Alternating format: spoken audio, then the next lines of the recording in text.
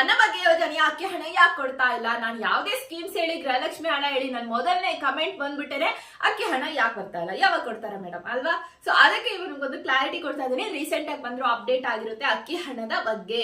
ಸ್ವತಃ ಮುನಿಯಪ್ಪರ್ ಅವರೇ ಹೇಳಿರುವಂತದ್ದು, ನಾವೇನು ಪೆಂಡಿಂಗ್ ಹಣ ಕೊಡ್ಬೇಕಾಗಿದೆ 3-4 ತಿಂಗಳಿಂದ, ಅದನ್ನ ಜನವರಿ 15ಕ್ಕೆ ಕಂಪ್ಲೀಟ್ ಮಾಡ್ತೀವಿ. ನಿಮ್ಗೆ ಯಾವ್ಯಾವ ತಿಂಗಳಿಂದ ಬರ್ಬೇಕಿತ್ತಲ್ವಾ, ಆಗಸ್ಟ್ ಇಂದ ಡಿಸೆಂಬರ್ ತನಕ, ಅದನ್ನೆಲ್ಲ ಜನವರಿ 15ಕ್ಕೆ ಒಂದು ಮೀಟಿಂಗ್ ನಡೀತಾ ಇದೆ.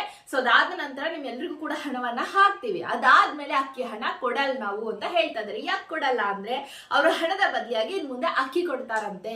ಯಾಕಂದ್ರೆ ಸೆಂಟ್ರಲ್ ಗವರ್ನಮೆಂಟ್ ನ ಮಿನಿಸ್ಟರ್ ಆಗಿರುವ ಪ್ರಹ್ಲಾದ್ ಜೋಶಿ ಅವರು ಏನೋ ಸೆಂಟ್ರಲ್ ಗವರ್ನಮೆಂಟ್ ಇಂದ ಅಕ್ಕಿ ಕೊಡ್ಲಿಕ್ಕೆ ರೆಡಿ ಆಗಿದ್ದಾರೆ. ಸೊ ನಮ್ಗೆಲ್ಲ ಕೆಜಿಗೆ 34 ರೂಪಾಯಿ ಅಲ್ವಾ ಕೊಡ್ತಾ ಇರೋದು. ಬಟ್ ಇವಾಗ ಕೇಂದ್ರ ಸರ್ಕಾರ ಕೆಜಿಗೆ 28 ರೂಪಾಯಿಗೆ ಅಕ್ಕಿನೇ ಕೊಡುತ್ತಂತೆ ರಾಜ್ಯ ಸರ್ಕಾರಕ್ಕೆ. ಸೊ ಅದನ್ನೇ ತಗೊಂಡ್ರೆ ಉಳಿತಲ್ವಾ, ಎಷ್ಟೊಂದು ಹಣ, ಎಷ್ಟೋ ಕೋಟಿ ರೂಪಾಯಿ ಉಳಿಸಬಹುದು, ಅದನ್ನ ಎದಕ್ಕಾದ್ರೂ ಯೂಸ್ ಮಾಡಬಹುದು ಅಂತ ಸರ್ಕಾರ ಯೋಚನೆ ಮಾಡ್ಬಿಟ್ಟು ನಾವ್ ಇನ್ ಮುಂದೆ ನಿಮ್ಗೆ ಹೇಳಿದಂಗೆನೆ 5 ಕೆಜಿ ಅಕ್ಕಿನೇ ಕೊಡ್ತೀವಿ, ಅಕ್ಕಿ ಹಣ ಕೊಡಲ್ಲ ಇನ್ನು ಮುಂದಿನಿಂದ ಅಂತ ಹೇಳ್ತಾ ಇದ್ದಾರೆ. ಸೊ ತುಂಬಾ ದಿನಗಳಿಂದ ಹಿಂಗೆ ಹೇಳ್ತಾರೆ. ಅವರು ಸ್ವಲ್ಪ ಕನ್ಫ್ಯೂಷನ್ ಅಲ್ಲೇ ಇದ್ದಾರೆ. ಅದೇ ರಾಗ ಅದೇ ಹಾಡು, ಅಕ್ಕಿ ಕೊಡ್ತೀವಿ, ಅಕ್ಕಿ ಹಣ ಕೊಡ್ತೀವಿ, ಅವರೇ ಗೊಂದಲದಲ್ಲಿದ್ದಾರೆ. ನೋಡೋಣ ಇದೇನಾದ್ರೂ ಕನ್ಫರ್ಮ್ ಆಗಿ ಕೊಡ್ತಾರೆ. ಯಾಕಂದ್ರೆ ಕಮ್ಮಿ ರೇಟ್ ಬೇರೆ ಹೇಳಿದ್ದಾರೆ. ಇಷ್ಟು ದಿನ ಅಷ್ಟಕ್ಕೆ ಒಪ್ಕೊಂಡಿರ್ಲಿಲ್ಲ ಸೆಂಟ್ರಲ್ ಗವರ್ನಮೆಂಟ್. ಬಟ್ ಇವಾಗ ತುಂಬಾ ಕಡಿಮೆ ಹಣಕ್ಕೆ ನಾವು ಕೊಡಕ್ ರೆಡಿ ಇದೀವಿ ಎಂದಿದ್ದಾರೆ.